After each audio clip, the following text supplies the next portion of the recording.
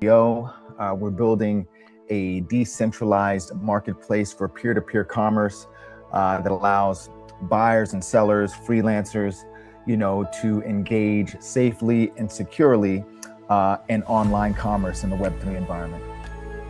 Of our country, at least in India, with this much huge population, it is the most neglected sector. Okay, the supply chain in agriculture is absolutely with zero transparency. We really don't know what is happening in the entire agri supply chain, and 30%, more than 30% of the market share is taken away. Verification governed operational infrastructure. We have been building systems where identity, records, coordination, payments, and even reputation are connected throughout the network. So what we want to do is at that I got a lesson like every contract, every smart contract can be hacked, that can be penetrated, because it is set of logics and anyone can play along and reverse the logic and get your smart contract get hacked. And if we talk about AI agents, like OVAPs have recently launched like LLM-01 kind of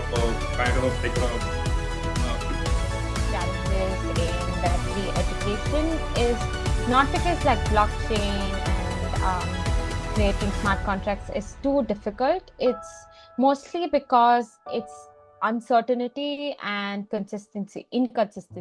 I started learning to know about quantum computing about a year ago. I did like what most beginners do, learn it from various websites and platforms. I had all the access and knowledge that I could find. I joined multiple communities on Discord and other Slack and other servers. Hey everyone, welcome back to SecureDApp, or more specifically, welcome to the grand finale of SecureDApp Senate.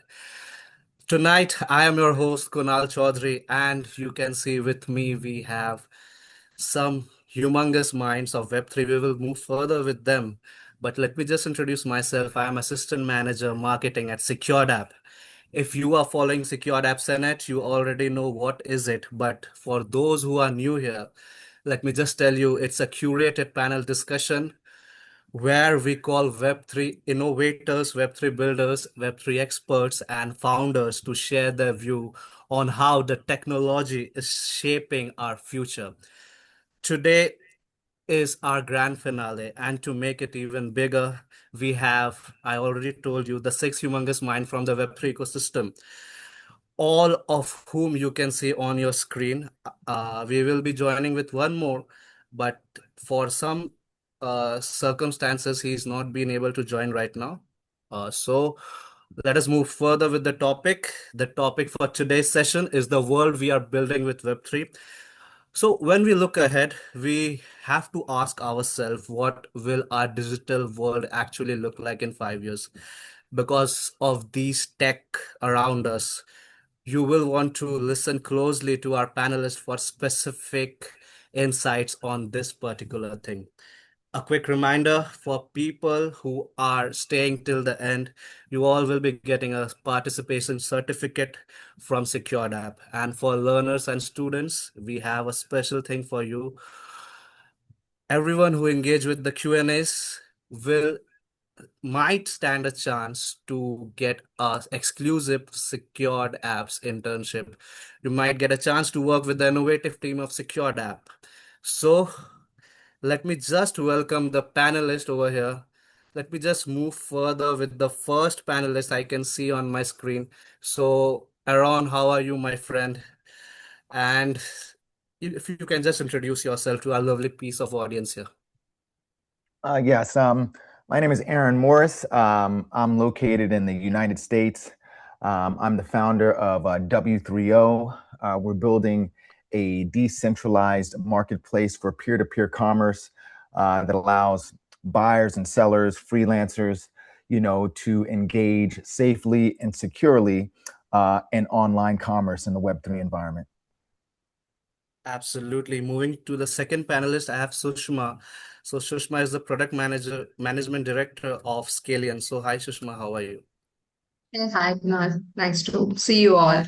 So I work as a director in product management for Scalian Commerce Private Limited. Scalian is a B2B agri-tech SaaS platform which mainly deals with supply chain traceability, brand protection, compliance management, and trade. So underneath, we use technologies like blockchain, artificial intelligence, that is agentic AI, then satellite imagery, RFID, IoT integration to run the show. So that is about it. Yeah. Sure, Sushma, we will hear more about it. But right now we will move further with the next speaker. So we have Kushal Seth right now with us. So Kushal, how are you? Grateful to have you here, and if you can just introduce yourself to our lovely piece of audience out there. Hello, everyone. Thanks, first of all, thanks for inviting me to this wonderful session. And I'm Kushal. I'm based in New Delhi. I'm founder of Spedax AI. What we are building up, we are building a no-code platform where you actually upload your data and get your agent designed and deployed on chain. We are currently powered by the BNB chain, and we are top 40 projects on the BNB chain. Apart from that, we also host hackathons or like demo days or events or conferences around the globe. That's everything about me. Absolutely. Moving further, I have in my panel Nandana Seti. She is the marketing as well as Web3 educator. Nandana, hi, how are you? Grateful to have Hi you. everyone. I'm doing great. Thank you for asking. I'm Nandana Seti, and I have spent the last 2 years working in the intersection of Web3 education and community and ecosystem growth.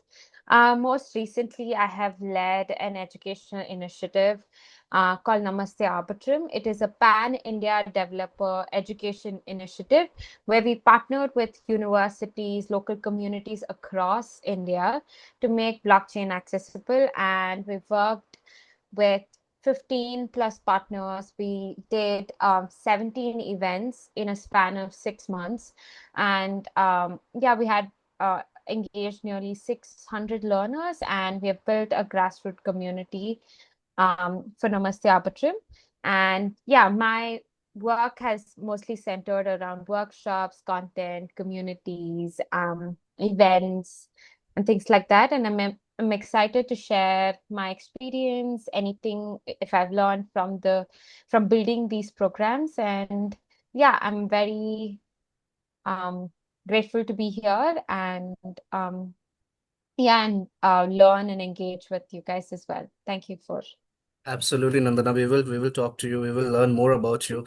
But right now, it is my time to move further with the next panelist.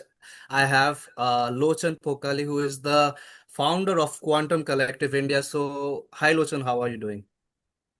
Hey, hi everyone. My name is Lochin, and I'm the founder of Quantum Collective India. So it is an community that's majorly focused on build first initiative where we take up problems and we try to solve quantum related like problems, tools, and we do ship every month a different problem and our so it's been almost 6 months since we started the community, and we have plus 1,000 researchers from various universities and working professionals from huge quantum companies across the globe.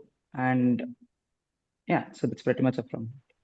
Absolutely, Lochan. We will like to further know you better. But right now, it's the time. I think Josh is even here. So, my team, if you can just pin Josh as well. So, Hey, how's it going? Apologies for running a little yeah, behind. Josh. I think I'm not able to see you. Yeah, right now I am. So how are you, Josh? Josh, sorry. Hey, fantastic. Sorry, running a little behind this morning. Had a little family So thing going on. absolutely. So we were just introducing the panel, and if you can just introduce yourself to our lovely piece of audience. Sure. I'm Josh Keane. I'm the founder and systems architect of TruSolve, VSN, Verified Settlement Network. Um, my focus is really just to explain to y'all today how we work on verification governed operational infrastructure. We have been building systems where identity, records, coordination, payments, and even reputation are connected throughout the network. Yeah, so what we want to do is today, go through some things with you guys and really just give you guys a good idea of what we're working on and learn a little bit about everyone else as well. Creating operational trust that can move with people and organizations. That's what we want to do here. So Absolutely, Josh. So first of all, to everyone in the panel, we are grateful to have you here. And right now we will move further with our next segment. So Josh, my question is to you. Your work is built around what you called verification governed operational infrastructure. For someone hearing that phrase for the first time, what does that actually means in practice? well, today's business has spent a lot of time verifying people, documents, payments, and completed work across disconnected systems. Verification governed infrastructure means verification becomes part of the operating system itself, instead of an afterthought per se. So every important event can be tied to evidence, identity, chronology, so organizations can make decisions from trusted information rather than just manual reconciliation. Understood. Uh, Let us move further with Aaron. Aaron, we were talking earlier as well. So before Web3, you spent 2 decades in real estate and building business. What from that world made you confident enough to bet your reputation in the decentralized ecosystem? Well, we were able to identify a problem and pain points in the real estate industry and develop solutions that created tangible value and results. Those solutions improved efficiency, reduced cost, and made the process better, for everyone involved. Real estate is a highly competitive, market. I saw some of the same opportunities in Web3. The industry has incredible technology and it has a vast amount of capital, but it still faces some major problems, one of which is utility. Too many projects, especially surrounding cryptocurrency, are asking people to simply buy and hold and hope value increase over time. What W3O is going to put us in a position where the days of hold and pray, we'll say, are going to be over. W3O gives like cryptocurrency a practical purpose and utility, by allowing people to sell goods and services and digital products using their cryptocurrency. And what that does, not only for the W3O token, but for cryptocurrency across the board, it reduces sale pressure. So if you really understand decentralized commerce, you'll realize it didn't start with Web3. You have platforms like eBay, Facebook Marketplace, Craigslist, and the list goes on, Upwork, Fiverr. They already connect independent buyers and sellers or freelancers and, consumers. They already connect those individuals together. So commerce itself has pretty much always been decentralized. The difference is that the trust layer has always been centralized or in many cases non-existent, right? So those companies, they essentially own the reputation systems, they own the payment processes, and they maintain the records, and they decide disputes. Just a short story here. I own, one of my other businesses, a martial arts school. I actually got a 1-star review from someone across the country, across the world, that has never been into my establishment, that has never taken a lesson from me, yet they were able to give me a 1-star review and tarnish like my reputation. That's one of the many things that we're going to be alleviating. These companies, they also have authority to freeze your account, hold your funds, remove your listings, or suspend your business, sometimes without warning and with little to no explanation.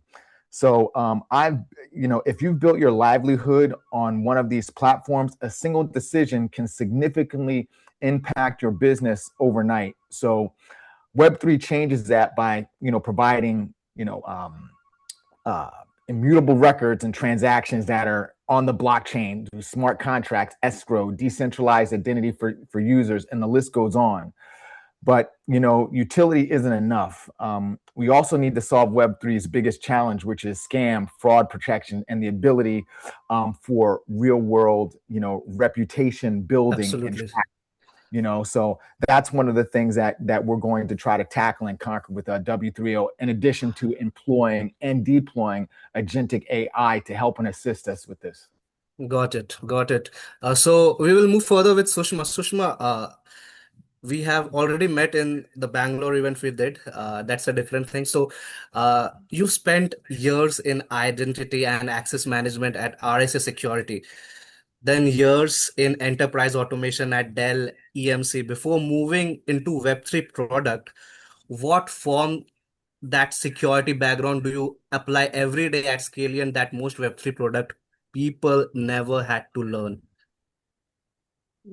So, coming from that little bit of security background on more towards the enterprise automation, the quality advocacy, all these things, I learned something like, security requires contextual trust.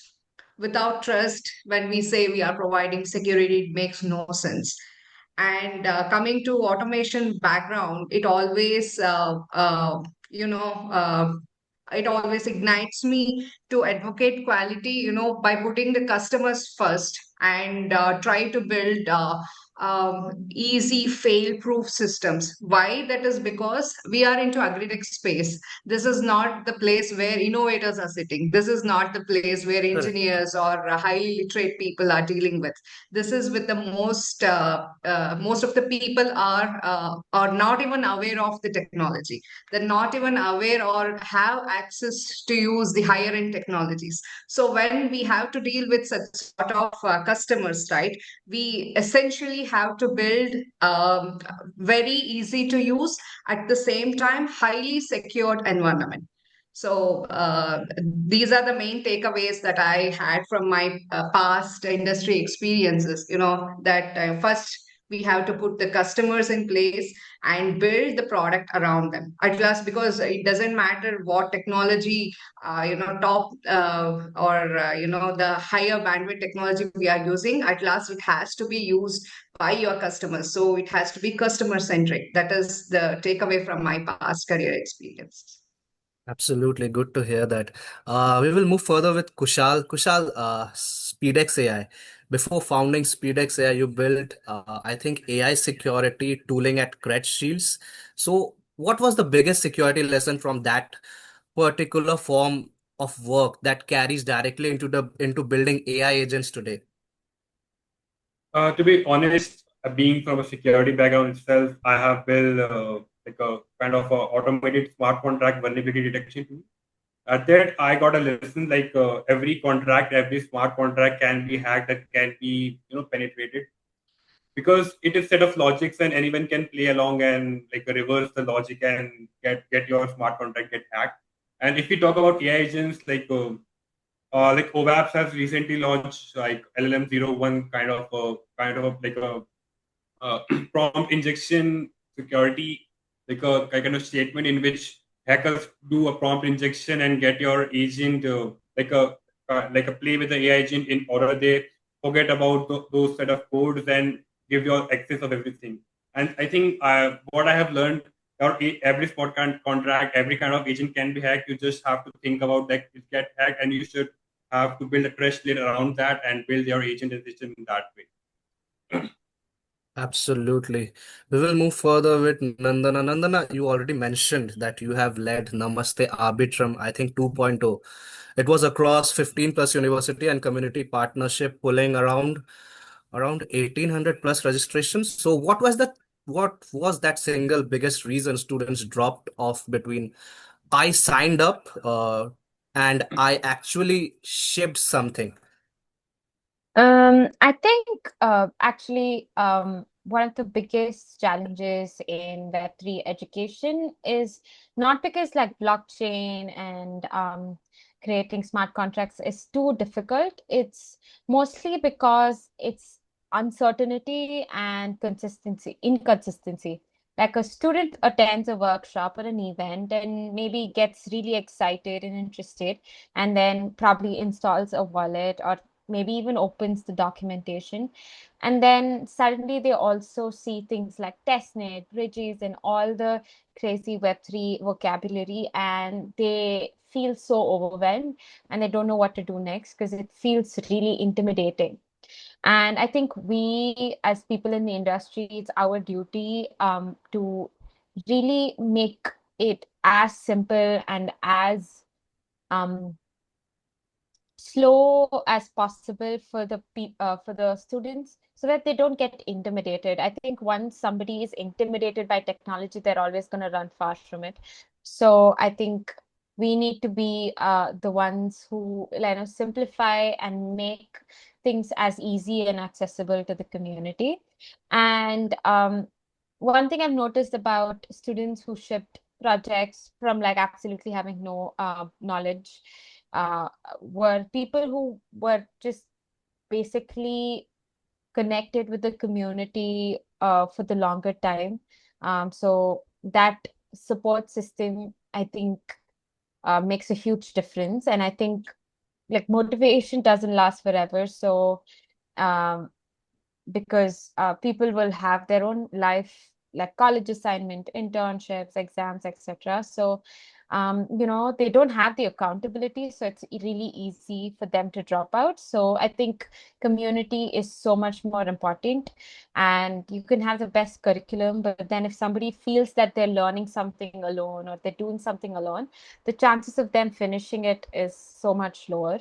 So yeah, most of the things I've learned is that you can always do break things into smaller milestone. Instead of saying build a DApp, you could like probably divide it into like deploying the contract and things like that. So yeah, that's about it.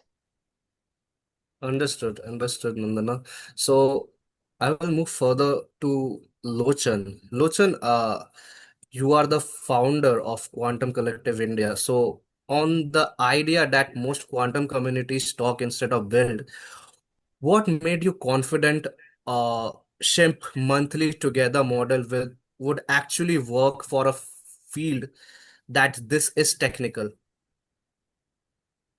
Okay. No, can I be honest actually?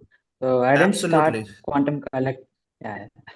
So I didn't start Quantum Collective, no, just because I wanted to build a community, but no, I started it because I couldn't find one where I genuinely wanted to be Uh, a part of or could be part of. I think Lochan, your face is not coming. I think your camera is shut down. Okay. 1 second. Yeah, right now you are visible. Thank you. Sorry to interrupt. Just a second. Hey, no, no, is it visible still? No, it is not. Okay. 1 second. Sorry for that.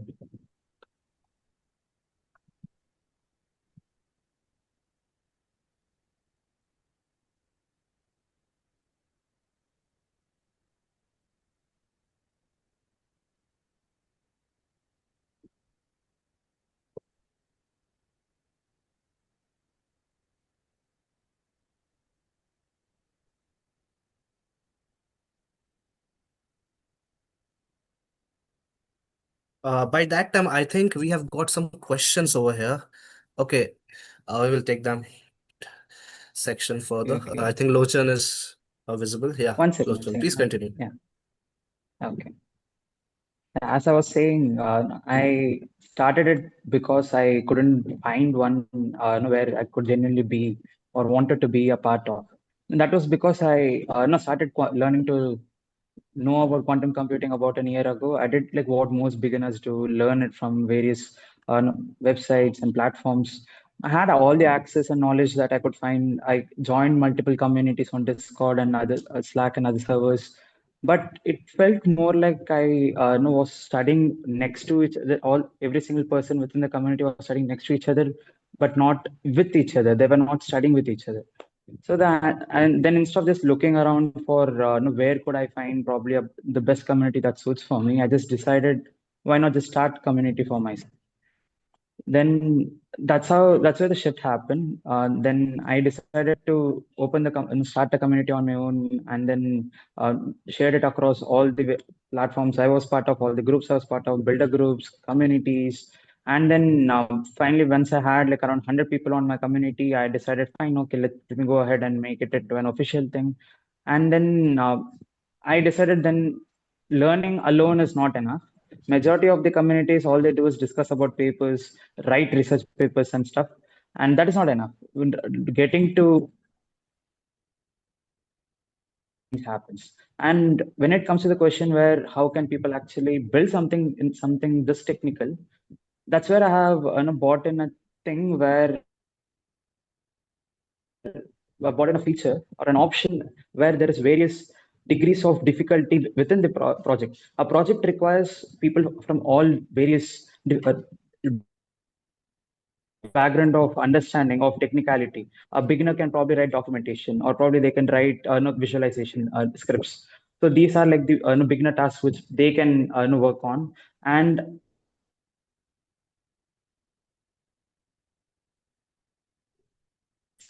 so based on the various difficulty of the project, or the tiers of difficulty that can be set for the project, the people within the community could work for it. Understood. Understood, Lochan. I think Lochan is even having some network issues. So we will move further with Josh. Josh talking about TruSolve. The VSN, the Verified Settlement Network, I think, is designed to make trust portable across people, businesses, and the entire industries. So, what does trust portability actually looks like for a business that never touched crypto before? So we are building, I'm actually working on the app now. I've got a tremendous amount of work done last night. We've shifted a few times, as many projects do, early stage. But we're done shifting. And I feel really good about that. We have created the Verified Settlement Network that operates in ways. Let me give you some examples. So I built the claim infrastructure for roofing and restoration contractors. Today, about 65% of your insurance claims through roofing and restoration go through the first time. So my goal is to get that up to about 85% or higher, possibly. With that being said, the problem today is that you have roofing businesses. There's a huge pain point in the roofing industry, especially. My brother-in-law is actually a partner in one of them. I know it's a lot of scattered documents, emails, and things like that going on when it comes to filing an insurance claim. So what I've built essentially in simple terms is infrastructure that will take an insurance claim from the very beginning, and I mean as far as when the roofer goes out to meet the adjuster, or even as far as actually going out there and assessing the damage himself. So yeah, it goes as far as back to that. So it kind of works like this. Roofer gets a call, wants to go out there, customer wants to show them the damage, maybe a storm's come through or something. Roofer goes out there, looks at the damage. I've even developed an oracle to where the contractor can actually pull out his phone and he'll speak to the oracle, and the oracle will line out. So he'll say something like, okay, 50 square foot of shingles missing on the left side, 25 square foot missing on the right. And it will take everything that he says and it will line it out by a company called Veris. They actually invented the standard for code. Every, say, item has a code. So I have successfully built the oracle to have this knowledge to be able to structure it out by code. It also will put out material justifications, GPS timestamps, just about anything you can think of, to where it turns about days of work, usually into minutes. So right there, you're saving a lot of time. I mean, the average contractor is leaving, I'm gonna say $3,000 to $4,000 per job. Okay, so if you do, I don't know, 100 jobs a year, 500 jobs a year, and you could save up. I think I did the math on like my brother-in-law's business. With him using, it's called under BSN, we call it scope ops actually, but everything operates under BSN. We could save him his business $1 million or more a year. So it adds up every year. So even though it Understood. sounds $3,000 to $4,000 job doesn't sound like how much, it adds up when you're a big business, especially to when you compare the pricing of the infrastructure itself. Okay. Also, I want to mention this. We're also building. We have verified settle network. We also have verified social network. We don't put it out there like that. Everything operates on a verified settlement network, but we've also developed an application to where it's kind of like this. Like now, say you have LinkedIn or you have Facebook X. Well, there you can build a following, but what we've built is an actual network where people can connect, find opportunities, message, and take verified work with them. Actual verified work. So like, say you're a contractor, you do a job, the system picks up on the claims that you go through and successfully do, and then reports it to your reputation. So it's actually building trust amongst the network by the verified work that you do. It's not Absolutely. essentially just like a resume, Correct. There's so much more to it. I know we don't have much time, but yeah, it's coming, and I'm just so glad to be here. And you guys are some of the first ones I can actually speak to and talk to it about. So I'm Absolutely. actually really Absolutely. excited about it. We will talk more on that, Josh, surely. But right now, it's time to move on with Aaron. Aaron, coming back to you, Web 3.0 combines blockchain-based escrow, decentralized identity, dynamic reputation scoring, and dispute resolution into one platform. So, which of those four P's was the hardest to actually get it right? Aaron, you are on mute.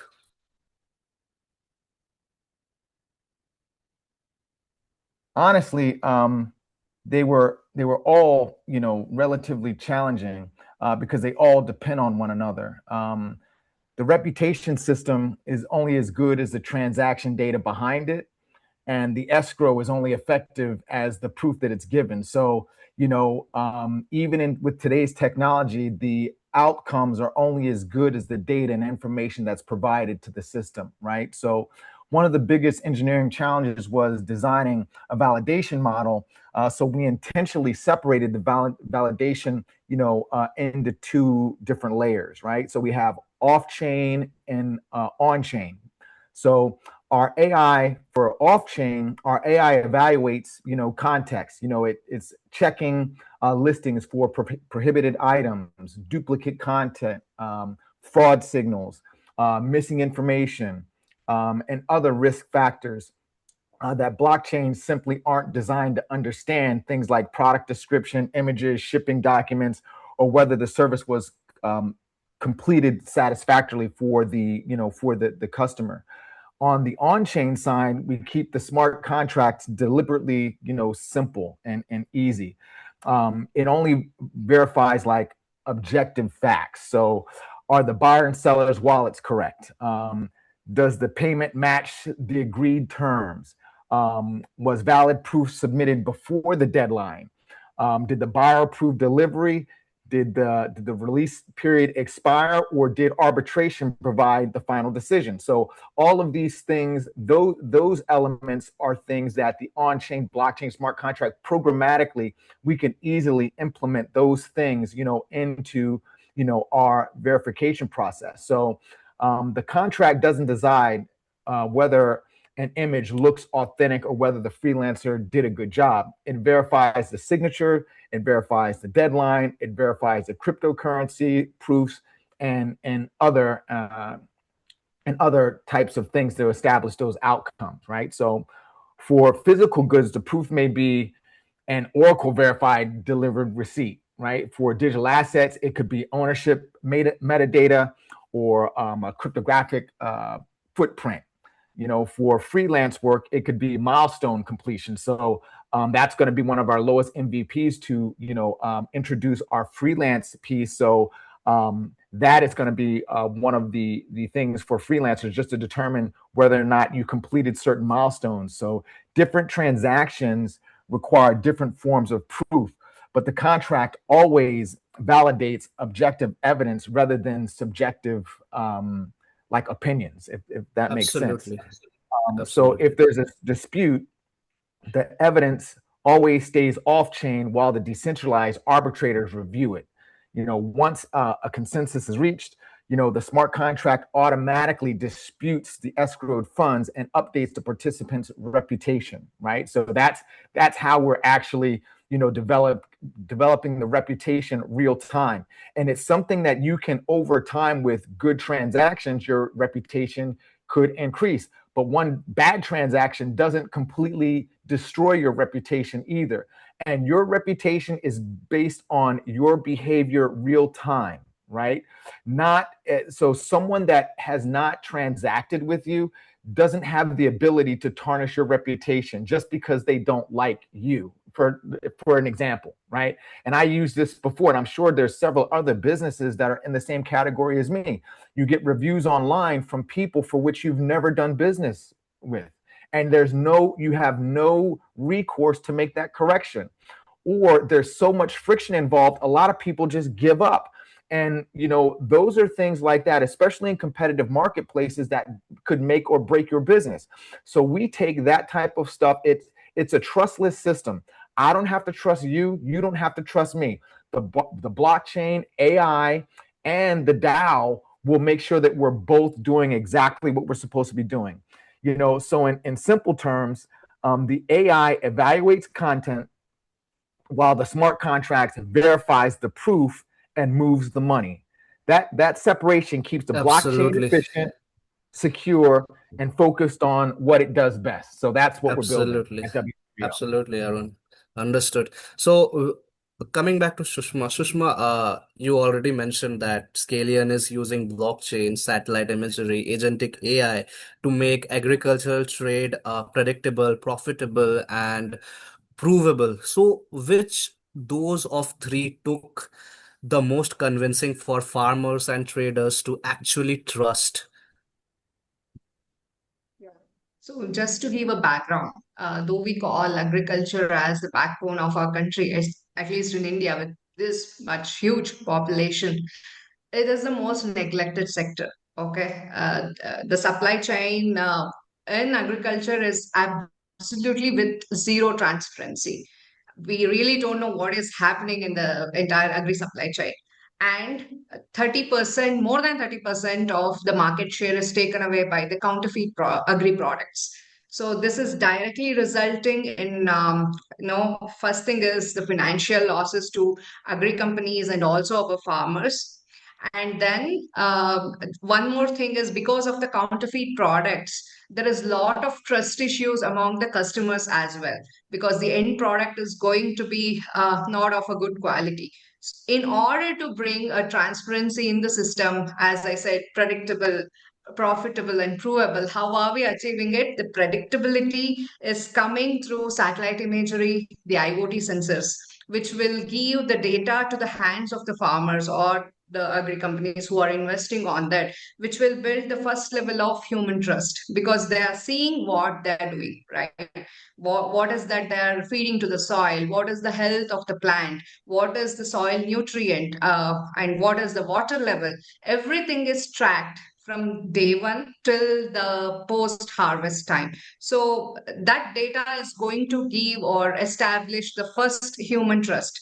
That predictability is the first thing, and because of which most of the customers are turning towards it, because it's not just the words we are saying, right? It is the proof we are giving to their hands. The second thing is profitable. How is it profitable?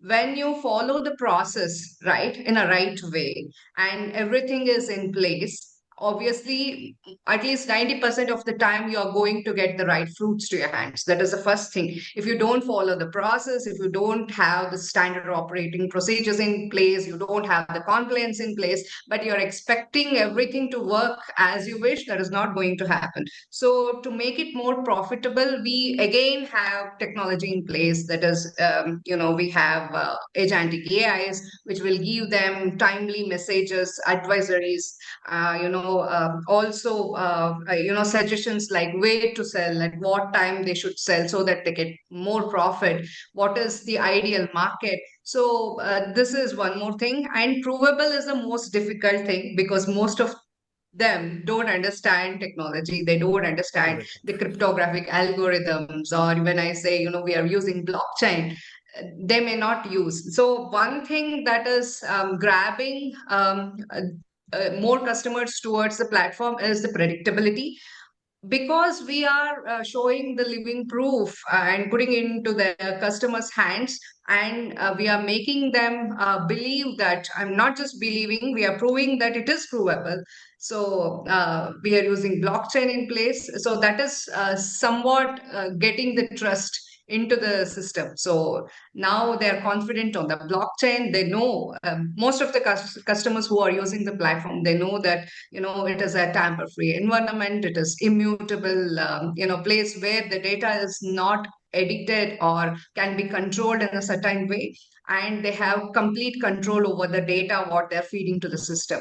So yeah, I would say now, after 2 years of being in the industry and gaining the customers' trust, all these three, predictability, profitability, and provability, make sense to the customers as well as to us, because we are claiming it and we have proved it that all three are making sense now. Absolutely, Sushma. We will come back to you, but before that, I think there are many questions. Guys, we will answer them. But right now, we will move further with Kushal. We will have a special section for it in the end of this show. So right now, I will move further with Kushal. So Kushal, Spedax AI, I think lets anyone build and deploy AI agents with no code. So what happens to the Web3 security model that at that particular moment, and those agents start holding wallets and executing transaction on their own? Yeah. So first of all, Web3 security and AI security are two different worlds. And if once the agent get the control of wallet, both worlds got stacked on top of each other. If we talk about 10 years back from now, everything is about the key, like the wallet key. And humans used to think like if we have the key, we own the money and money is safe. And if it got hacked, they used to play around and go to some of their friends and maybe some kind of security expert and like know about what kind of thing has happened with my wallet or why my money is got hacked.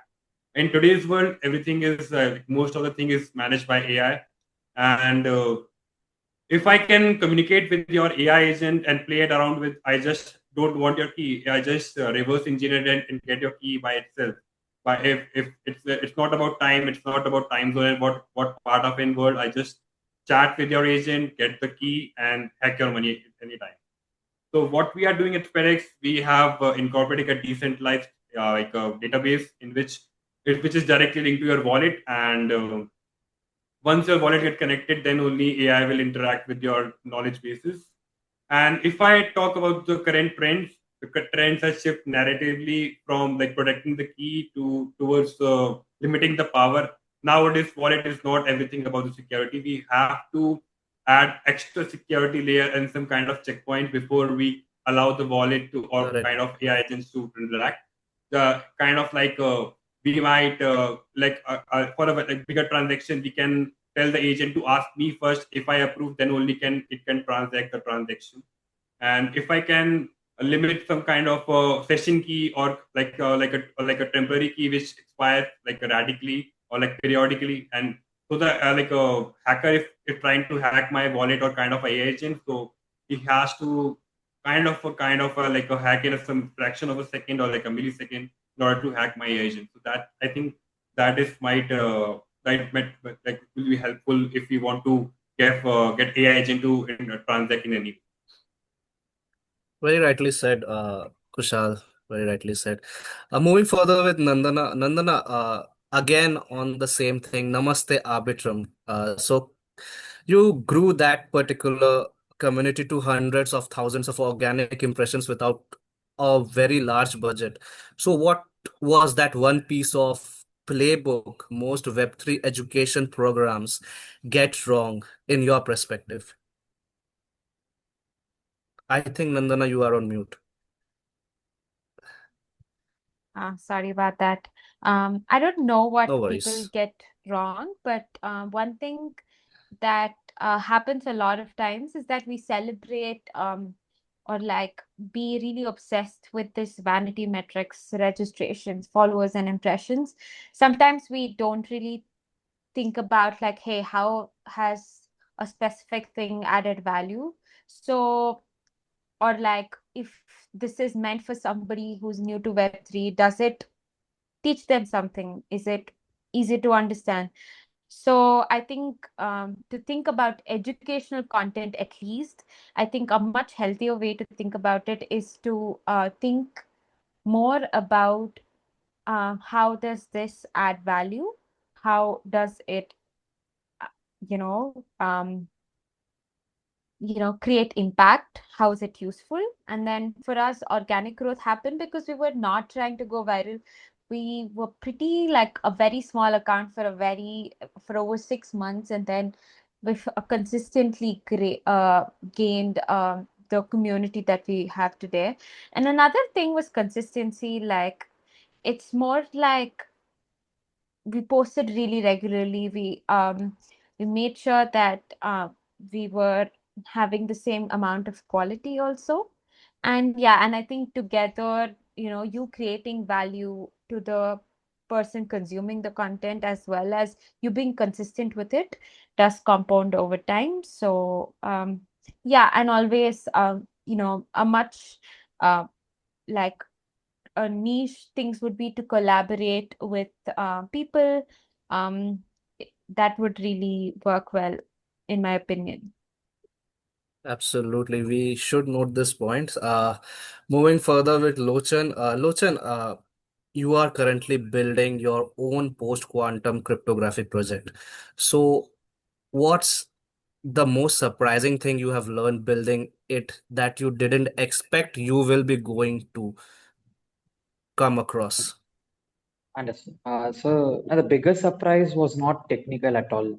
I assumed the hardest part would be like all the math. It wasn't actually. NIST already standardized the algorithms, like majority of the algorithms which needs to be used. And but the surprise was the post-quantum migration. It is not a cryptography problem, so it is more of like an organizational one.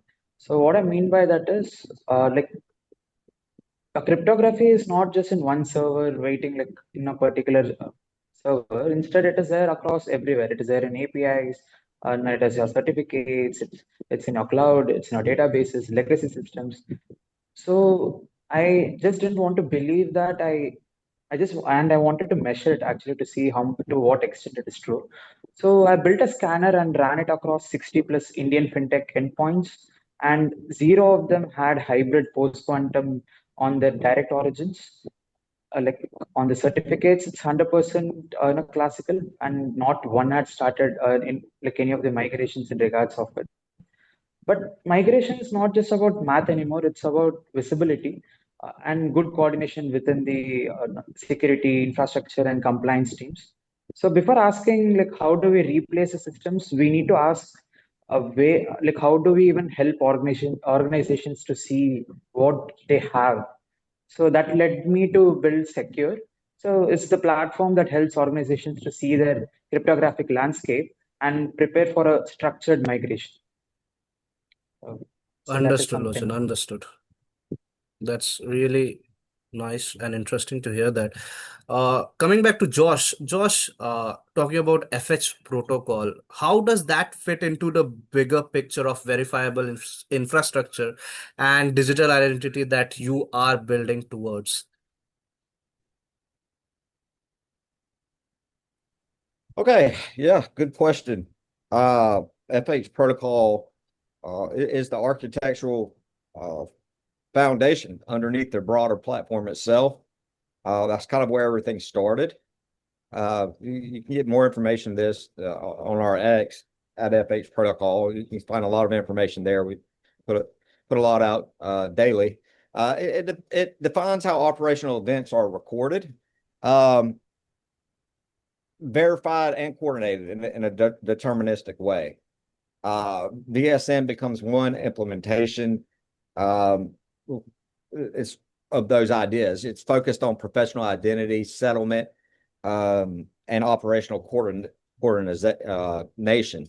So the protocol itself essentially verifies, say, we're even building, I didn't mention last time, but let's say with VSN, we have, for example, I spoke earlier about the contractors in the roofing field. So, for example, we want a way to track settlements. Okay, so payments usually have a way to track a payment, but tracking settlements is not generally done. So that's why we came up with the verified settlement number and the verified settlement seal. So at the end of the process of going through the claim process, every report, which is highly detailed. I mean, you guys, if you're interested, reach out to me. Sometimes I'll show you some of these reports. Every report will have a verified seal and a verified settlement number.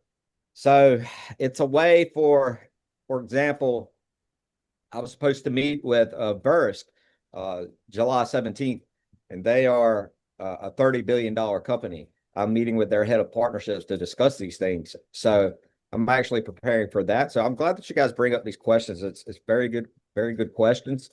Yeah, it's kind of like a VIN number for a vehicle. You didn't have a VIN number, how would you track a vehicle? Correct. So this is really how we're it's like putting a VIN number on settlements. Okay. And at the end of these reports, let me say this, I'm not going to stay long. At the end of the reports, we're also building the verified payment infrastructure that really goes into detail the whole process of the settlement, not just money moved from A to B, but why it moved, who moved it, who approved it, and all these things. Absolutely. And a lot of things in between. But at the end of a job, the customer will receive a report. Let's say in roofing, they'll read the report. Everything is there in detail. At the end of the report, there's a QR code. They'll scan the QR code, and that will bring up VSN Pay. So they'll actually be able to pay through VSN, and people can pay, send and request money amongst each other. So it's kind of like, imagine LinkedIn and Cash App working together, but on another level of verification, and not just building a following, but building a real reputation. A lot like, I really like the way Aaron, his explanation on his last question is he's talking about reputation and trust and things. I like where he's headed with that. And all of you guys, thank you so much for that. Absolutely. Josh, we will come back to you again, but right now it's time to go ahead with Aaron. Aaron, being more personal, you run public AMAs with zero pre-screened questions. So, what was a tough question from your own community that you didn't have a good answer for the first time when you heard that? Oh, thank you for the question. But first, Josh, thank you for acknowledging that. Maybe we should talk offline. There might be some synergy between our two product and platforms. Maybe we need to have a meeting of the minds, a little later. But Absolutely. to answer your question, there's two questions, and I'll be very, very fast and brief. The first question that I get is this a scam? Is what I'm doing is a scam? And what that did was it made me think about the bigger problem in Web3, that people don't trust it, right? That's why it was important for me to be fully doxxed. My team is fully doxxed. Anyone can communicate with me. Anyone can reach out with me. And I think it's very important for me to be able to put myself in a position of vulnerability to answer complex questions about what it is I'm doing. I'm not always going to have the answer on the spot. And sometimes you may ask an answer where, you may have stumped me on a question regarding my own platform, but you know what? I have a team around me of very, very smart individuals that, if we have to make a change, we're able to do so, with very little, friction, in the company, but the next question is like, well, why does W3O, need its own token? And that's very simple. By having, our own token, we create a closed loop ecosystem where the marketplace and the token economy reinforce one another. Active participation benefits through discounts, loyalty, incentives, things like staking and governance and other marketplace features. The more marketplace is used, the more utility the token provides. It's that simple. That's the closed loop ecosystem. At the same time, the platform is designed so that a portion of every marketplace transaction is allocated back into the ecosystem. So through that mechanism, such as liquidity pool injections and then token buyback and burns, it's outlined all in our token economics. The objective is to create a marketplace where real world market activity is what drives the ecosystem forward. So if you build a successful marketplace with millions of transactions, the tokens benefit, the native token benefits because it's tied to actual platform usage. And what we do for cryptocurrency at large across the board is we stabilize it, because not only can you use the W3O token to make purchases, but you can also use other stable coins to make purchases. And what that does is it reduces sell pressure, for everyone that's holding cryptocurrency. I think I mentioned to you before, what are some of the reasons right now that people buy cryptocurrency? They buy it because they think they're getting in low and then they're going to sell when it gets high, right? What that does is it has an adverse effect on the marketplace, because now you get this wave going, and ultimately right now in cryptocurrency, someone is going to get hurt. You're going to get hurt because you bought high and everybody is selling, or maybe there was a rug pull that happened. But with W3O, what we do is we take that sale pressure off of the holder's hands, because now we're providing an environment where they can actually use their cryptocurrency to buy everyday goods and services, right? And this is an example for you, right? And I'll just use Bitcoin as an example here. Not that we're endorsing them or they're endorsing us, but I'm going to use that because everybody knows Bitcoin, right?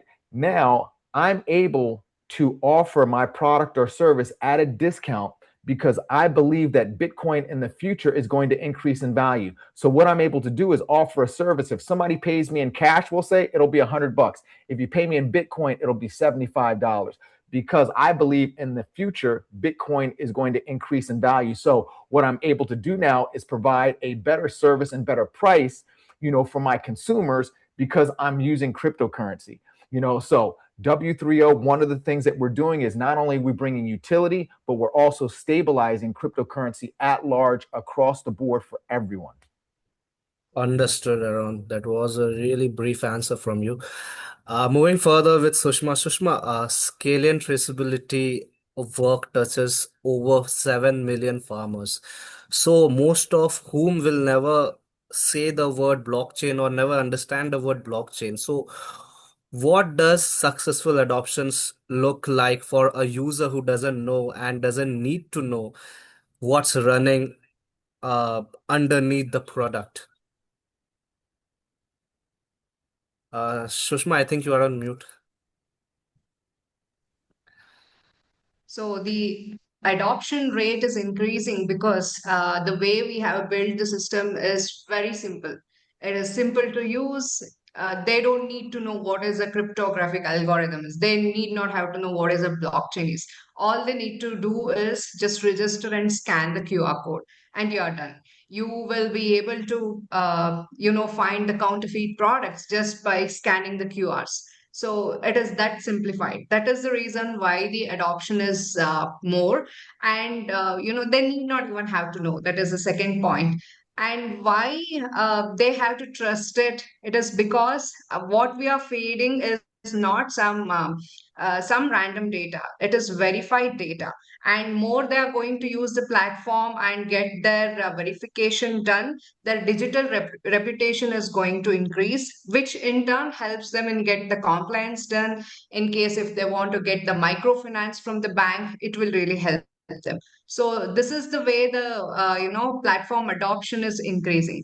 At the same time, when we say Indian farmers are growing the better harvest, they have good amount of harvest, they have good yield, but still they fail to sell it in the foreign markets. The export rejections are higher. Why? Because they fail to meet the compliance requirements, especially when it comes from the European Union, or any organic certification needs to be done. They fail to follow the process because the steps involved are real complex. It is not easy to get the documentation done. Even if they do it, whether it is on the right track or not, it is not provable. So you have to give a system in place which is simpler, which can be used to meet all this compliance requirement. At the same time, once the certification is done, it has to be verified and kept securely. So for that, if I have to get deeper into the subject, you cannot sit and give KT to a farmer who is working in the field. So you should give him a platform which is simpler, just like filling up the forms. The OCR should be in place where if he has any record, right, just by scanning it, it has to get into a secured system without compromising with all the risks involved or with the privacy. So I would say that we are really giving a simplified and user-friendly platform that anybody can use. They need not have to have a digital literacy to understand it. And when you give a simple solution to anybody, I think the adoption is going to be higher. That is what I would like to say. Yeah. Absolutely, the option is going to be higher, and nice to hear that. So coming back to Kushal, being more personal, you have helped build the entire pitch and ecosystem, event ecosystem, including Pitch Fest Bali. So from that vantage point, what's the biggest gap you consistently see between what founders pitch on stage and what they actually ship? It's a very good question, and everyone needs to hear it, because there are two misconceptions. People in the Web3 build on trends. They see a narrative and they go in that track and start building in that direction. First of all, if you are building is that the hard part. Shipping is the hard part. Look, if every time you go on the stage, investor ask the same question: who are your first 100 targeted customers? And you say we are targeting in the APAC, we are targeting in the MENA, but this is not their answer. This is not your first 100 targeted customers. And actually, Web3 made this part a very hard kind of thing, because in the Web3, what we do, we build a product, we build an MVP, we chase towards the developers and the VCs. Where see we have built this thing and we ask for validations and ask for review, but because this not gonna work. If we are building a product, we have to find a stranger, we have to find a real customer and let them use our product for, let's say, 100 days or let's say 1 month, and ask them reviews like who actually gonna use, and we have to see what the retention is there. And second misconception is there is the scope. Founders don't even understand what is SAM, what is SAM, what is SCOM. If they're building a product, what is the projected market for that? If they have a market fit product or not. Let's say many of the founders also have a lack of knowledge. Let's say they pitch on the stage, we are building a perp text in which we have to list let's say 10 projects in the starting, but they don't know about the market making, the kind of liquidity they need, the kind of slippage. If anyone's dumped that kind of token, how they're going to survive the crash. So that kind of knowledge gap is there. And if you are building a product, and what we do at we hosted conference in Dubai and Singapore, and now we are launching a demo day in the Bali itself around the CoinFest, in which I have the meeting just before this speaker session with the Standard Chartered, and they are coming as a VC guest there. And Animoca brand is coming there, and A16, we are talking A16, Z, Speedrun, Draper House, and many of the biggest VC in the globe. So they are coming as a VC judge, and we are targeting 300 projects to be pitching there, and we are personally helping them with refreshing, refining their pitching and get them funded. So let's see how it goes. Great to hear that. Moving further to Lochan. So Lochan, we have always heard harvest now and decrypt later. To someone who has never heard that term, and for someone who has never thought in that way, so tell us honestly how worried we should be around that quantum computing thing.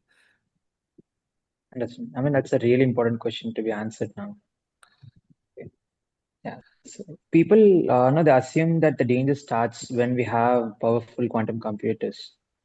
It doesn't really. In a sense, the clock has already started. So now, for example, let's imagine a thief who locked a diary, who has a lock safe, and instead of forcing it open, he just takes it to home and he just waits for a tool that probably works on that particular lock. So in the real life, it's basically encrypted traffic. So it's copied, it's stored today, and probably will be open tomorrow. So that's basically what Harvest Now Decrypt Later is.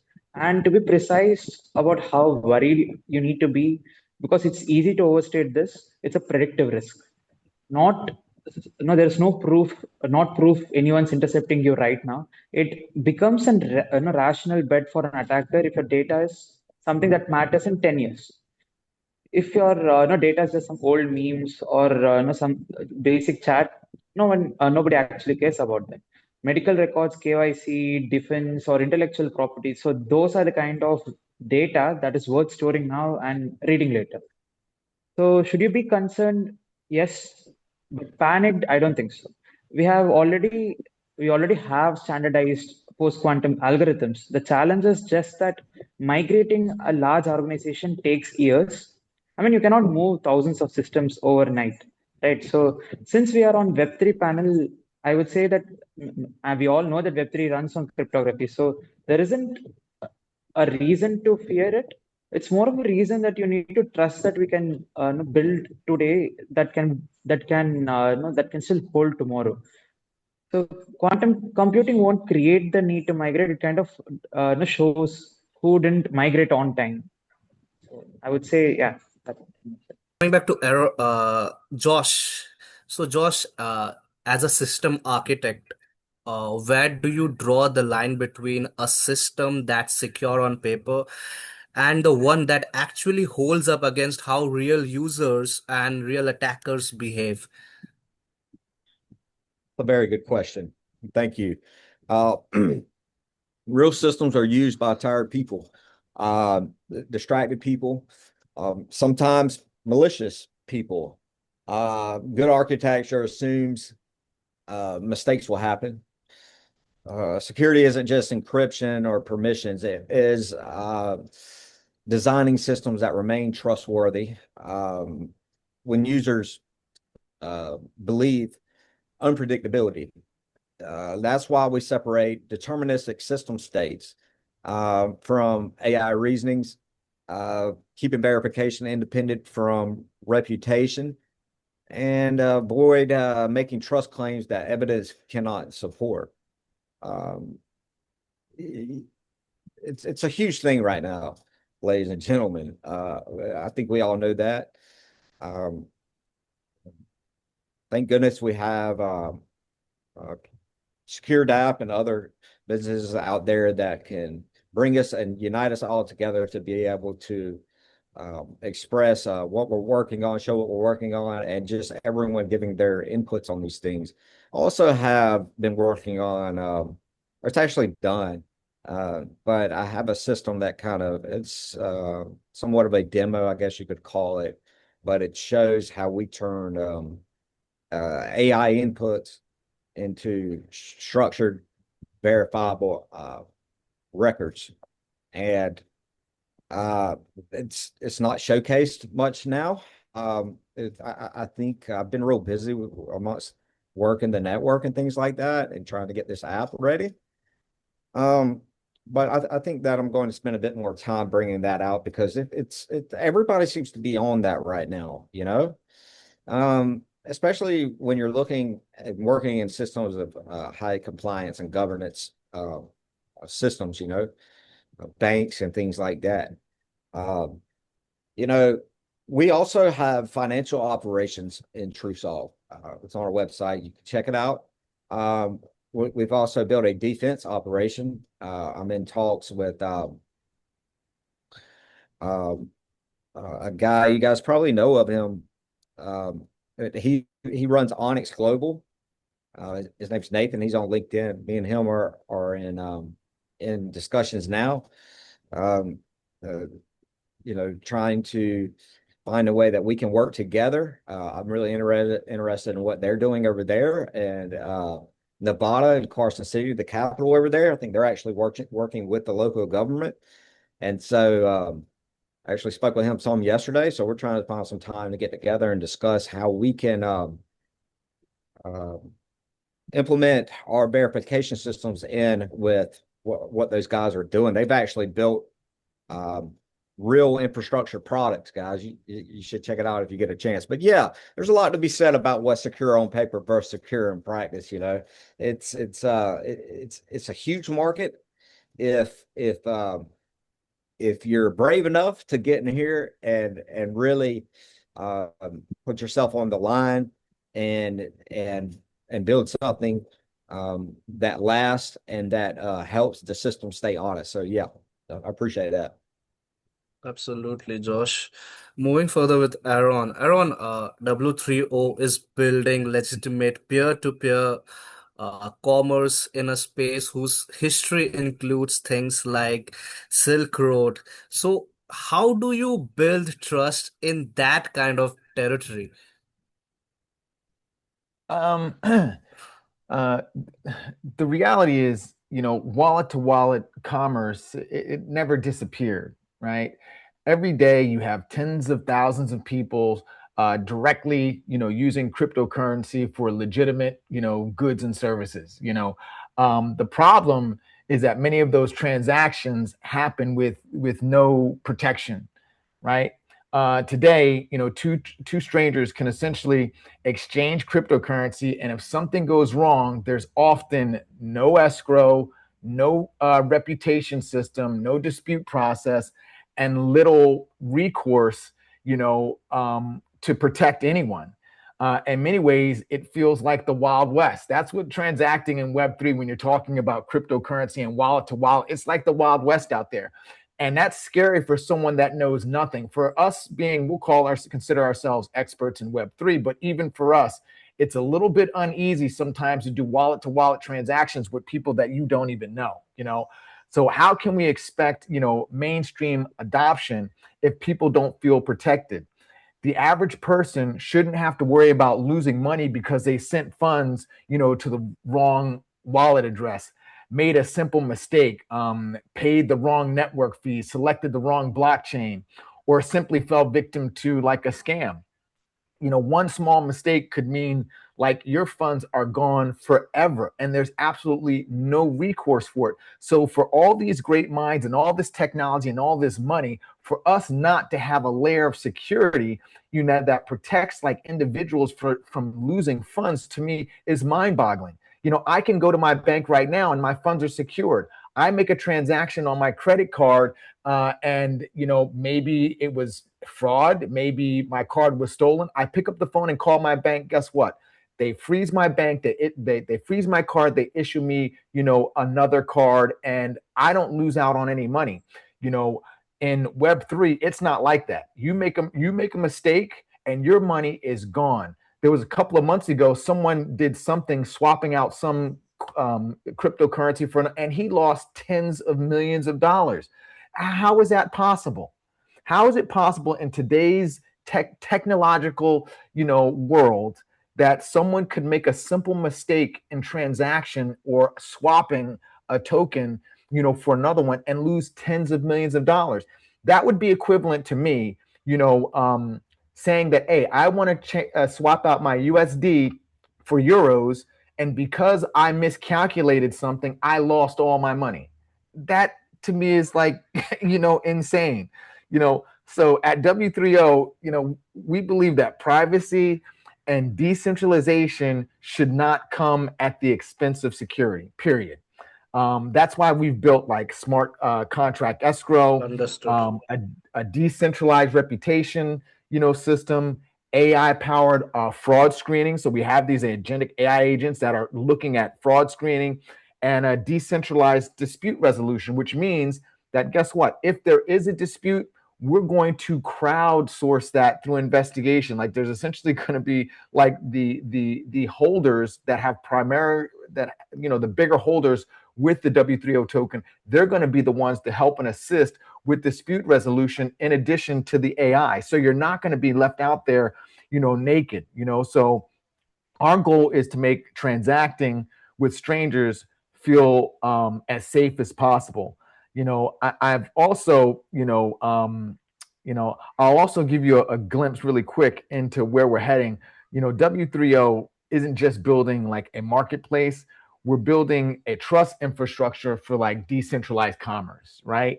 And that could mean there could be several layers to that. That could be peer-to-peer marketplace. That could be, in real estate transactions, where everything that happens in a real estate transaction is going to be held in the blockchain. That could be, in any transaction that requires, signatures, where things are going to be held, in the blockchain. So as the platform evolves, we plan to expand beyond, escrow and dispute resolution by introducing additional protections, including transaction protection, and insurance products, to help ensure your funds, so that there is a recourse and protection for you in the event something happens that's outside of your control. So we want to help reduce the risk and give users even a greater confidence, in transacting on the blockchain. Because if we can't do this, if we can't make this easy and adoptable, to the masses, we'll call them the neophytes, people that really don't understand technology. What are we doing this for? For us just to tout that we've launched the next greatest, product Correct. or service in Web3 that no one else is going to use, so that's where we're at. Absolutely, Aaron. That's a very decisive answer. With Kushal. Kushal, as someone straddling both at AI and Web3 community, so do you think that the two industries are converging at some point, or it is just borrowing each other's headline right now? Okay, what I think, it's 70% kind of a boring and 30% is real, because but 30% is really matters because it's growing rapidly. If we see the trends in 2025, everyone was creating an AI kind of project and attach a coin with that and doing a transaction, and it has made tens of billions of dollars in the market. But it's all about the narrative. It's all about the hype. It's not a real product. So if you have people are making millions. Let's say people are using OpenClaw for their automation part and doing a trading with that. They give a Binance or a Bybit kind of a API to that and automate their whole trading process and making millions. So it's more like how you use it or how you want to use it. So Coinbase has also like launched their own protocol for the transaction. It's X402. Google has own payment standard for that. And like if we say Moldbook is also in their market, it's like agents like chatting with each other without human intervention. So if I have a final statement for that, if we can, it's all about, we can ignore the prices. We have the payment rails. We have to see the payment rails, and it's the future is all about agent is like transacting with each other without any human intervention. I can say Absolutely, Kushal. That's a well articulated answer. Uh, Moving further with Nandana. Nandana, I think uh, your camera is not on. Yeah. So if you had to redesign Web3 onboarding from scratch, knowing everything you have learned from running these programs that you have been through, so what was that first thing you would remove from that? I think I would remove, as a person who also started without the technical background, and I think I feel like the Web3 terms are pretty much gatekeep people out from outside. So, to remove the complexity, to suddenly ask them to understand things that um are like so complex, it's very overwhelming. So I think to create a very consistent, gradual learning process, and also I believe that really great technology hides the complexity. So if I redesigned at onboarding, I would I would let people understand and experience something useful first. Maybe they make a transaction, maybe they receive an NFT, and then gradually introduce the concepts behind it. And also people learn faster. Some of the best moments during Namaste Arbitrum were when students with no prior experience of even Web3, like they had no idea of what Web3 is, were able to build something towards the end of it. So I think we should also create situations where we build the confidence of people. And yeah, basically create the space, the community where experimentation and failing is appreciated, is valued. And I think that's really important into creating an onboarding system that doesn't just hit the growth metrics, but also, adds value and has a consistent and a sustained growth over time. Fair enough, Nandana. Moving further with Lochan. Lochan, as an IBM QSkit advocate working across quantum machine learning, financial forecasting, and now on cryptography, where do you see quantum computing actually intersecting with Web3 first? As a threat or as a tool? Okay, I would say both eventually, but honestly, the threat comes first, and probably by a good decade. Everyone pictures a broken wallet or a stolen keys. Well, that's fair. But the reason the threat comes first is that it only needs one thing, that is enough qubits. So it is basically the quantum alternative for bits. So enough qubits to break the signatures which are securing the wallets. And Web3 is unusually exposed because it's one of the few places where your public key is public permanently and tied directly to the funds. A bank can rotate keys on chain. Your address is your public key, and it stays that way. So the second phase is that quantum is more of a tool than a threat, which is the second. It's mostly a decade away. You can understand it by saying that there are many problems which basic normal computers cannot solve, and quantum computers are built in a way that it is good at solving them. For example, optimization, simulation problems. No, that classical problems, classical machines struggle with basically. But I don't think quantum replaces classical computing. It's more like GPUs and CPUs. GPUs have just become a specialized tool that are used for different class of problems. And where do they meet first? If you ask me, security. Security, and I feel that it has already begun to meet in this point actually. But if we only prepare for the threat and never explore the opportunity, then we miss what makes it interesting. So it shouldn't be Web3 versus quantum, but more of Web3 with quantum.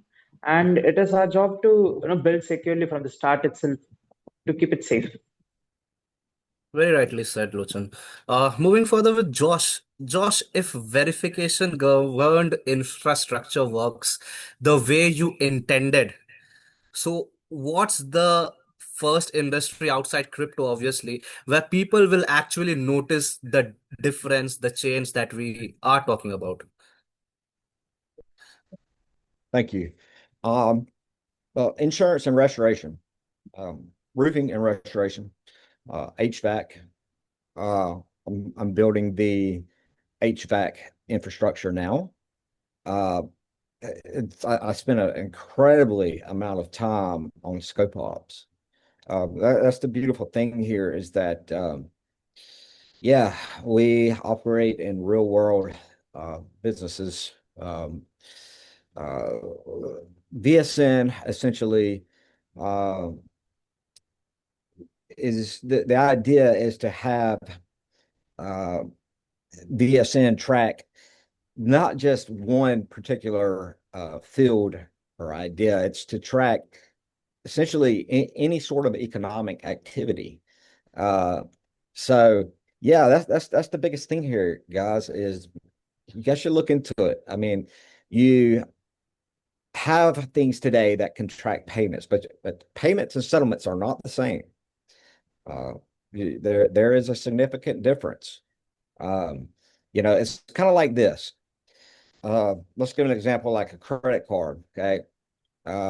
You get a charge on your card. All right. And then you dispute it.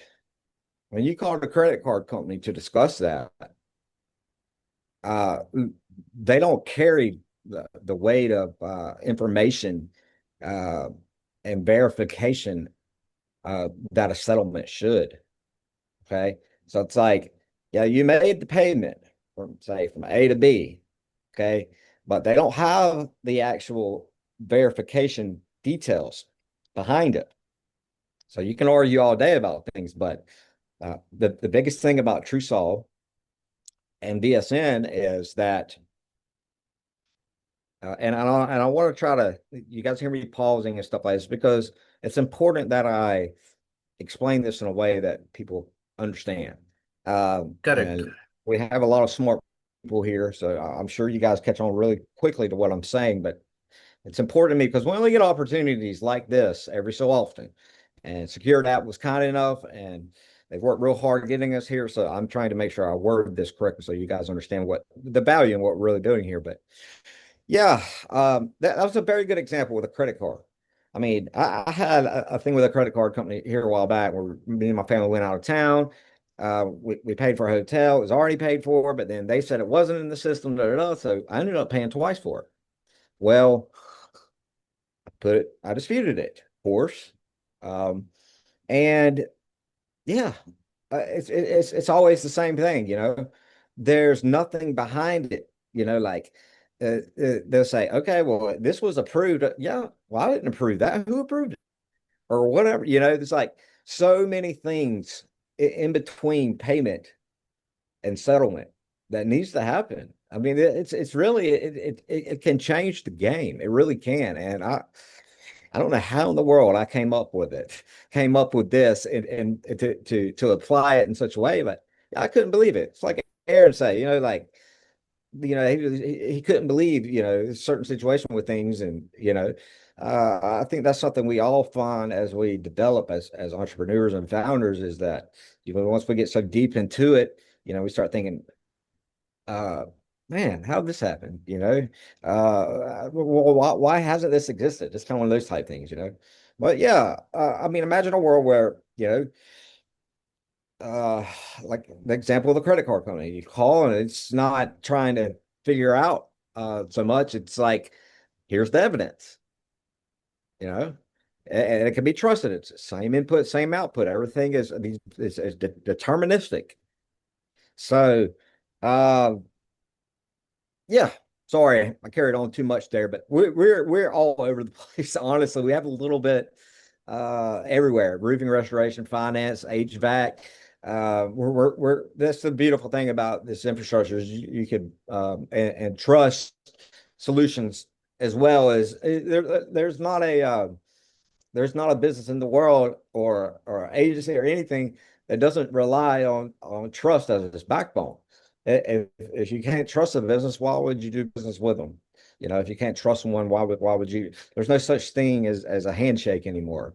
You know, not these days. You need to have that evidence there. It needs to carry along with it throughout its cycle. And this is the thing, operational memory.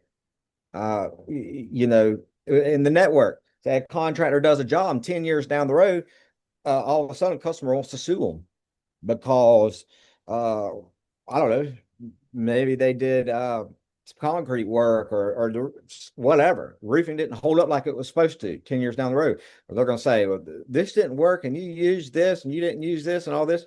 Well, you pull up 10 years ago, you can go all the way back and pull up that report. And you can even show where it showed. I mean, guys, these reports are, you wouldn't believe the detail behind them. I mean, the photos are GPS stamped. Just everything, anything you could think of is on that report. Material wise, cost, it's all broke down, and so that could save a contractor a big lawsuit. He could say, "Well, look, here's the report from 10 years ago. Here it goes. So she reviewed it. They reviewed it. They signed it. They paid for it. Here's the transaction. Here's the verified settlement number. It's all there, and this needs to Correct. exist." But thank you so Understood. much. Absolutely, Josh. Moving further with Aaron. So, Aaron, what does a fully mature W3O marketplace looks like in the upcoming 5 years from now? And what has to be true about the world for that to happen? Aaron, I think you are on mute. Yeah, so a fully matured W3O, decentralized marketplace, it should feel less like a Web3 crypto product and more like the standard global commerce layer that you see today. That's what it should look like. But mass adoption, in any one of these Web3 products or platforms that we're talking about, that won't happen simply because the blockchain and technology get better, right? It's just not going to happen. It will happen when decentralized commerce becomes safer, simpler, and more trustworthy than any alternative that's out there today. That's the only way that it's going to work, because I wouldn't leave my current situation and make a lateral move. I would want something that's going to increase value and efficiency and safety. So that's what we're building. So someone should be able to, whether it's hire a freelancer, hire a roofer, purchase physical goods, products and services, digital licensed, goods, while payments and escrow, reputation and dispute resolution get sort of threaded together quietly, like in the background, right? The technology should become almost invisible, to users. They shouldn't have to think about wallet addresses, gas fees, blockchains. They should simply know the transaction is secure and that it works, right? For example, I don't know anything about combustion. I don't know anything about engines. All I know is that when I put my key in my car and turn the ignition, it starts, right? That should be the same thing when people are dealing in like Web3 and what we're doing with all the various technologies. They shouldn't need to know every intricate detail about the service, but they should know that it is safe and that it's secure and that it works, period. For that to happen, wallets must be easier to use, regulations must continue to mature, and decentralized platforms must prove they can deliver like a better experience, better than the traditional systems that we have, today. And the only way that's going to happen is through simplification and more trust. I also believe that, W3O is going to be one of many, decentralized transactions layers. Josh is talking about some of the things that he's bringing into the decentralized, realm. So W3O is going to be one of many, and some of these other, speakers as well. They're bringing so many things into the blockchain and into a decentralized layer. W3O is just going to be one, that will power the next generation of digital commerce. Earlier I mentioned, transaction protection and insurance. I also believe decentralized finance will become a natural extension of all of our platforms, right? It just has to happen. That's the next logical flow of where we're going, especially when we talk about decentralization of anything and moving anything into the blockchain. As users build like on-chain, reputations through successful transactions, regardless of what they're doing, whether it be, a transaction for goods or services or something through a third party like a roofer or a mechanic or whatever, all those things are going to come to fruition, and make not only things more secure through the technology, but more secure and trustworthy through the reputations that are built, on, the blockchain. So ultimately, I believe that commerce will become a part, decentralized commerce will be more a part of our everyday life. People won't choose it because it's the blockchain. They'll choose it because it's faster, safer, and more transparent, and gives them greater control over their digital lives, period. Absolutely, Aaron. Moving further with Sushma. Sushma, we already know Scalian is doing good and Scalian is doing wonders. But if Scalian succeeds at scale, so what does that mean for how the rest of the world thinks about using blockchain for real industries and not just particularly for finance? Yeah, correctly. So there was a time when people used to think, and still there are many people who still think that, blockchain is mainly for DeFi. It's not for agriculture, or it is not for any other industries like FMCG or the education. But the time is gone. We are in the digital world where, the digital democracy is needed indeed. So, many players from different industry has to take part, and they have to rely on Web3, to have that secure system in place. And if that happens, right, if Scalian when it get into that success story phase, at that time it is going to be a proof of concept for the rest of the industry who are in the early adoption stage of Web3. So I hope that is going to happen. If that happens, then definitely there is a queue of many early players in FMCG or dairy, livestock management, or even the education. So there are many other fields which are waiting eagerly, to adopt blockchain for their daily transaction. Yeah, I think with that approach, right, we all are going to be part of that digital democracy for sure with Web3. Absolutely, fingers crossed, Sushma. Coming back to Kushal, Kushal, what does a genuinely trustworthy AI agent looks like? And once you would actually let manage your own wallet, required technically and practically? To be honest, I want to put some light on the recent hacks we faced in the industry. Let's say last year the Bybit got hacked. Just Bybit. hackers of the logins, and they hacked more than $1.5 billion. And recently, Trust Wallet faced some same kind of issues. CoinDCS got hacked. So I think for the agent part, I need to figure out few things. First, we have to limit the power of the agent.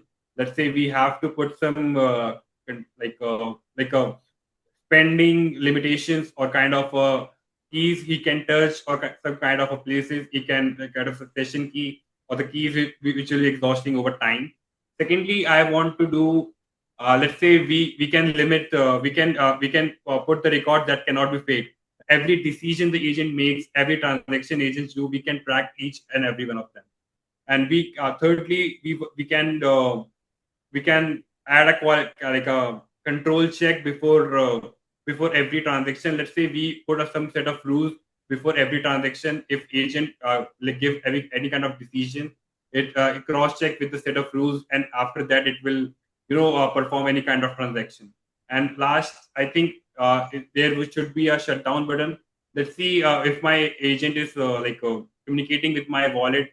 If something is going wrong in any direction, if it's draining my wallet, it should have a fallback button with a single click. I can single click with the whole process. Agent will shut down. I think that kind of measures we should have in the agent itself if we want to give our agent that kind of powers. Absolutely, very much interesting, Kushal. Moving further with Nandana. Nandana, what does a genuine, lasting Web3 literacy looks like for someone who will never write a line of code?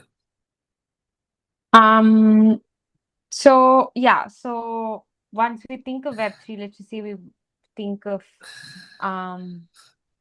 people who code, but I don't think that's necessary. So like I don't know how the internet protocol works, but I'm on the internet every day. So I think Web3 would be exactly the same. So it's also about the confidence in using the platform. Like, can you spot a scam? Can you understand why custody matters? Can you tell the difference between giving a transaction approval or transferring your assets? Can you verify information instead of blindly trusting anyone? Can you protect your wallet? Do you understand how your wallet works? And I think those are the skills that we need to focus on, whether you're a marketer or a designer or a student or a lawyer or an investor. I think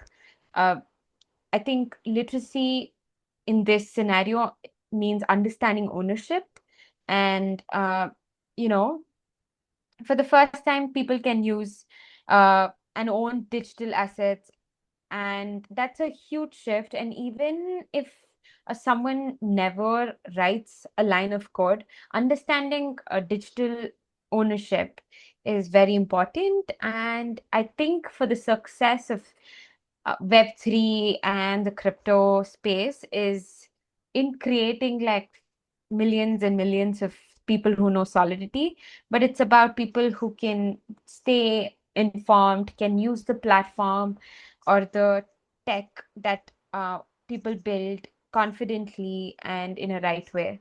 So, yeah. Absolutely understood.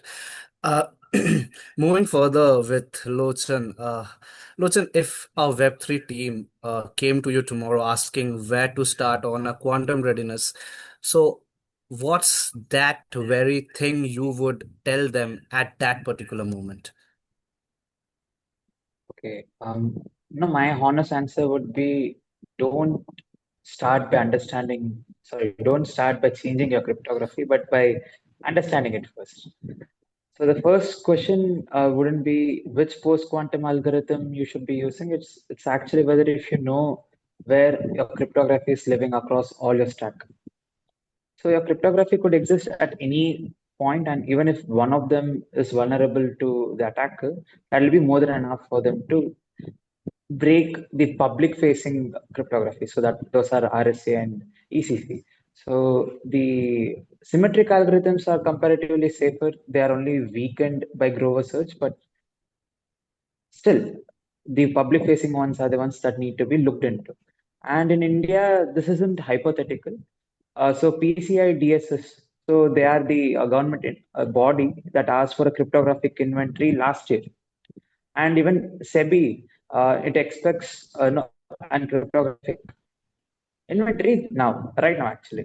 And for a lot of teams, the starting point isn't some far off deadline. It is already on the books that you need to look into. But the upside is that Web3 teams are rather fast moving. They are easy to understand. They try to understand the situation a bit more quicker than other traditional systems. So they would move quickly.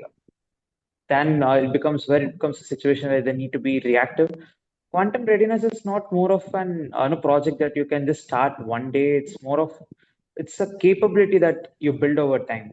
Yeah, you need teams that start seeing their crypto now, and they have so that they'll have more options later. So that is something that security teams need to Got it. focus on. Got it. So with that, we will just move further with our next segment. It's the Q&A segment, and I think most of you have answered the questions that people have posted. But I will just take one question from for each one of you. So first, for Sushma, I think there is one question asked by Sai. Agriculture isn't the first industry people associate with blockchain. What made you believe it could solve real world challenges in this space? So, Sushma, it would be great if you can answer this. Yeah, I'll just take one use case. Okay, why blockchain is needed in agriculture. So when I say the supply chain and the agriculture, it starts from the field till it is handed over to, the exporters market. And when it comes to the premium segment, products, right, there has to be temperature monitoring. There has to be, conditioning, which has to happen on daily basis. Even if that is missed, what is the system where you can, rely on, not on the human intervention, but, so far there is no system that has provided in agri sector, at least, where there is no human intervention. And all the data you collected so far are editable.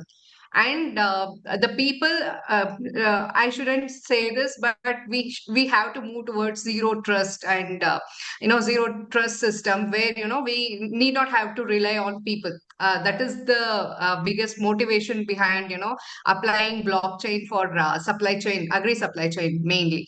So blockchain is one thing where you can tamper free immutable data records where there's going to be no human intervention. In case if anybody edits it, that will also get logged.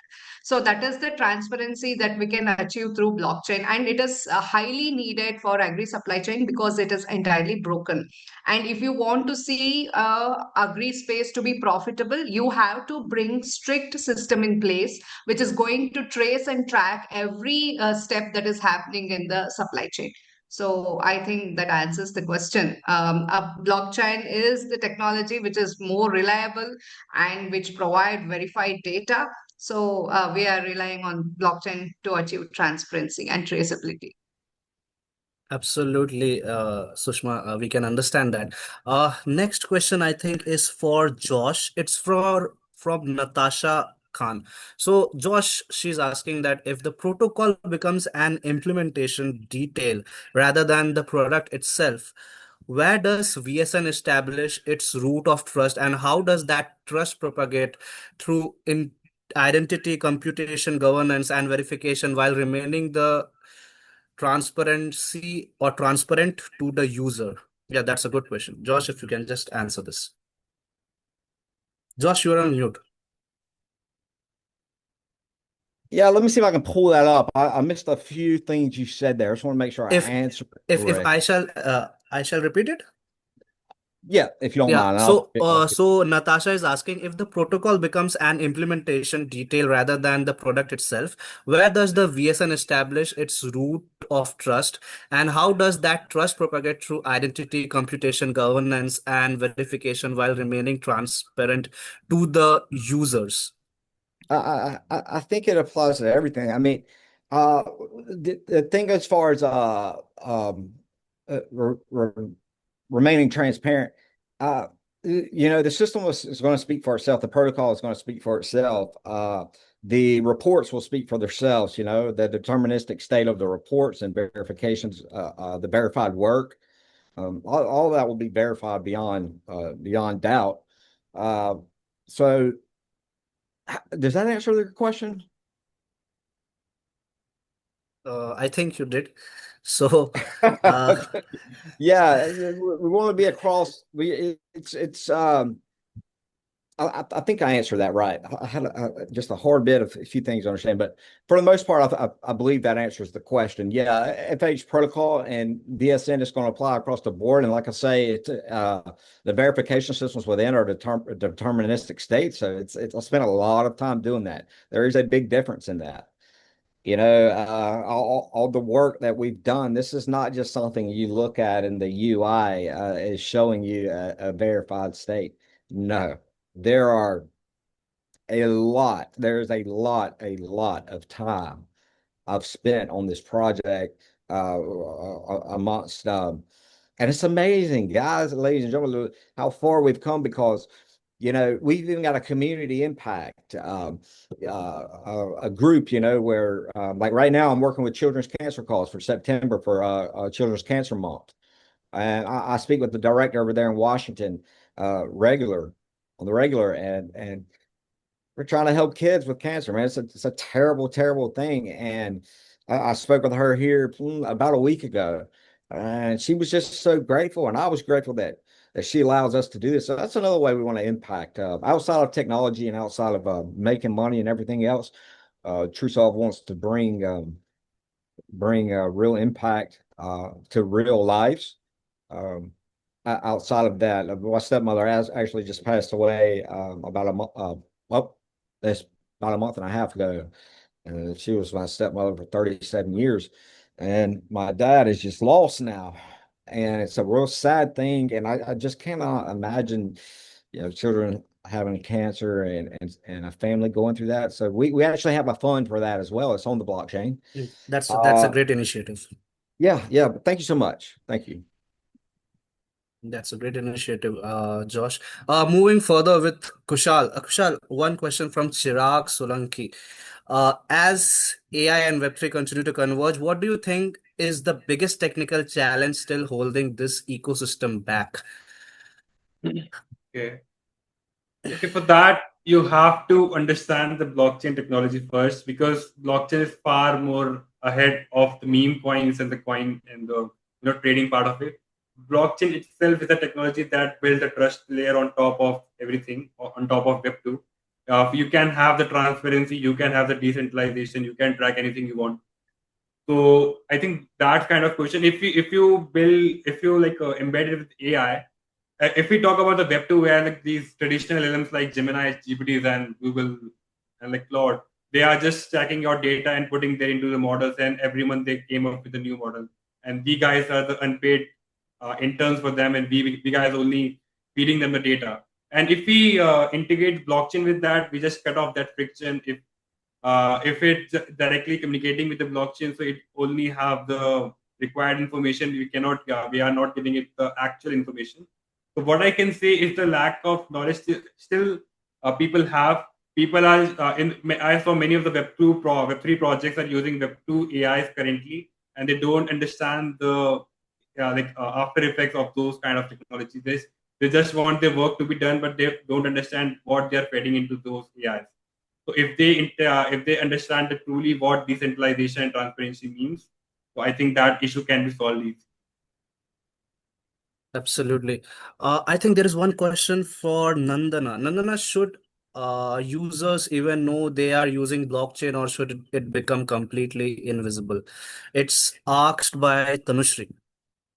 Like I said, I think users should know what technology they're using. It doesn't have to be super technical, it doesn't have to be deep, but then just the fundamental principles, and just understanding, okay, why in this scenario the blockchain technology is better, and what risks and what uh, you know issues that I'm probably exposing myself. Just to know, understanding that is great. Just because they know it's blockchain doesn't mean it has to be complex and really hard to navigate. Yes, we need to prioritize user experience and the ease of using a certain product, but I think on like a base level, they should know the blockchain, what technology they're using, just the bare bones. Understood.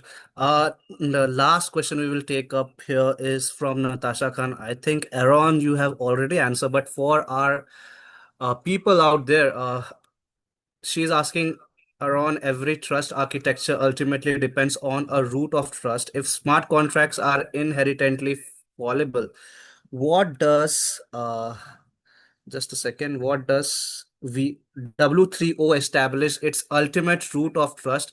Also, I would love to continue this discussion. The best way to connect with you. Yeah, that's a different point. But yeah, Aaron, if you can answer this. Aaron, you are on mute. Okay, so she was talking about, the root of trust and smart contracts and how they're inherently fallible and what W3O does to establish ultimate root trust. Um, so the root of trust isn't a single smart contract or individual. It's a layered security model built, on transparency and verification and continuous improvement. Correct.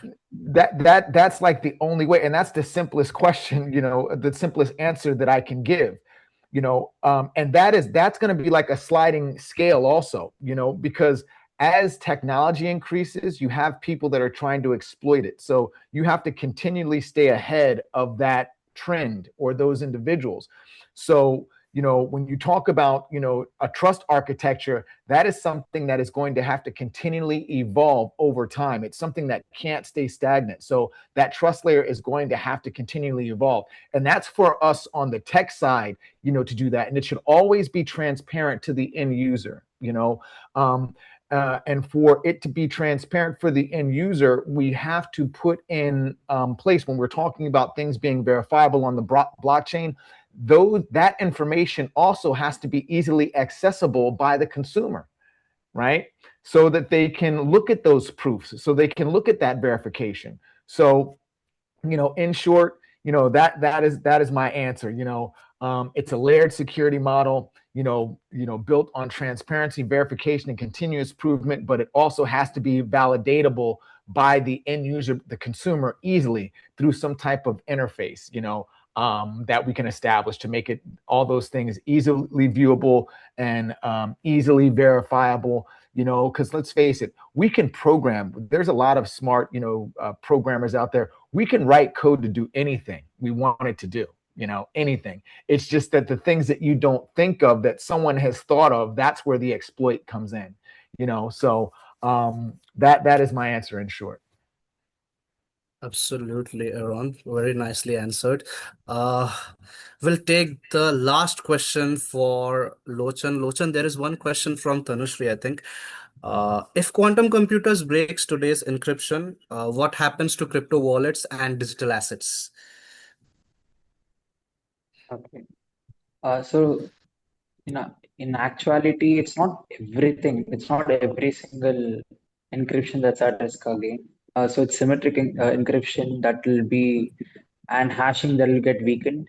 And when it comes to specifically to Web3, whether how they'll be protected, there are post-quantum signature algorithms that are already standardized by NIST, and depending on what sort of signatures and where are we getting it implemented, we just have to migrate them into those algorithms. So that makes all the signatures that are being out, or all the encryption that are being out, safer. Got it. With that, guys, with that, we come to the end of this session. But before that, guys, if you can just, every speakers, if you can just turn on your cameras and we can just take a screenshot of this session, because every time we don't get a chance to talk with you, because you guys are seriously building something interesting, solving some real world problems, and we would like to appreciate that. So, my backend team, if you can just take a screenshot of this. Yeah, I think that's done. So thank you for giving your precious time, everyone. Even the speakers, especially the speakers rather, because giving a 2 hour show, it really takes a lot from taking out your time from your busiest schedule and giving it to us. Very much honored for that. So with that, guys, with that, we come to the end of this session. They are building something interesting. They are building something innovative. They are solving something real world issue. So Please follow them. Please follow Kushal. Please follow Aaron. Please follow Nandana. Please follow Josh. Please follow the work of Sushma. Please follow Lochan Pokhali. They are all on LinkedIn out there. And please follow their organization as well. For Aaron, it's W3O Store. For Kushal, it's Spedax AI. For Sushma, it's Scalian. And for Josh, it's TruSolve. And for Lochan, it's Quantum Collective India. Thank you so much for tuning in. Thank you so much for showing so much of love. It really means a lot for us. With that, we take leave. We will definitely see you in the next season of SecureDApp Senate. This was the grand finale. This was Kunal Chaudhary signing off with his panel. Thank you so much for tuning in. We will definitely see you next time. But till then, stay safe, stay secure, and stay ahead as we always say. Thank you so much. Thank you. Thank you so much, guys.